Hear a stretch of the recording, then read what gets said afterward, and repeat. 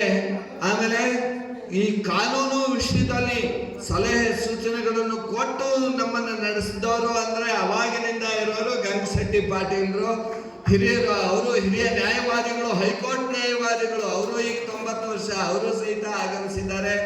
ಅಷ್ಟೇ ಅಲ್ಲ, ಆ ಸಂದರ್ಭದಲ್ಲಿ ಅವಾಗ VA ಆಗಿ ಅದಕ್ಕಿಂತಲೂ ಉನ್ನತ ಹುದ್ದೆಯನ್ನು ಅಲಂಕರಿಸಿ ನಮಗಿಷ್ಟೊಂದು ಸಹಾಯ ಸಹಕಾರ ನೀಡಿದಾರಂದ್ರೆ ಹೇಳಲಸದ ಅವರು ನಮ್ಮ ಶಿವಾನಂದ ಮೇತ್ರೆ ಅವರು. ಈಗ ತಹಶೀಲ್ದಾರ್ ಆಗಿದ್ದಾರೆ, ಅವರು ಸಹಿತ ಆಗಮಿಸಿದ್ದಾರೆ. ಅದಕ್ಕಾಗಿ ನಾನು ನಿಮಗೆ ಇವರೆಲ್ಲರದೂ ನೆನಪು ಮಾಡಿಕೊಡ್ಬೇಕು, ಅವರ ಮಹತ್ವವನ್ನು ತಿಳಿಸ್ಬೇಕು, ಅವರಿಗೆ ಮಾತಾಜಿ ಅವರ ಹುಟ್ಟುಹಬ್ಬದ ದಿವಸ ಗೌರವಿಸ್ಬೇಕು, ಸನ್ಮಾನಿಸ್ಬೇಕು ಅಂತ ಹೇಳೇನೆ ನಾವು ಈ ಸಂದರ್ಭದಲ್ಲಿ ಆಹ್ವಾನಿಸಿದ್ದೇವೆ.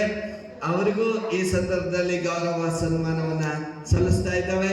ಅದೇ ರೀತಿ ಏನಿದೆಲ್ಲ, ಹಿಂದೆ ಹರಳಯ್ಯ ಸಮುದಾಯ ಭವನ ಅಂತ ಪರಮ ಪೂಜ್ಯ ಮಾತಾಜಿ ಅವರಿದ್ದಾಗ್ಲೇ ಆಂಜನೇಯ ಸಚಿವ ಆಂಜನೇಯ ಅವರು ಸ್ಯಾಂಕ್ಷನ್ ಮಾಡಿಕೊಟ್ಟಿದ್ರು.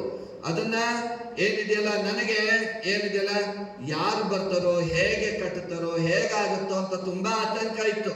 ನಾನು ಆ ಕಡೆ ನೋಡೋದು ಇಲ್ರಿ, ಆದ್ರೆ ಅಷ್ಟು ಚೆನ್ನಾಗಿ ಬಹಳ ಒಂದು ಕ್ವಾಲಿಟಿ ಯುಕ್ತವಾಗಿ ನಮಗೆ ಮಾಡಿಕೊಡ್ಬೇಕು ಅಂತಂದ್ರೆ ನಮ್ಮ ಮಡಿವಾಳಯ್ಯ ಕಾಂಟ್ರಾಕ್ಟರ್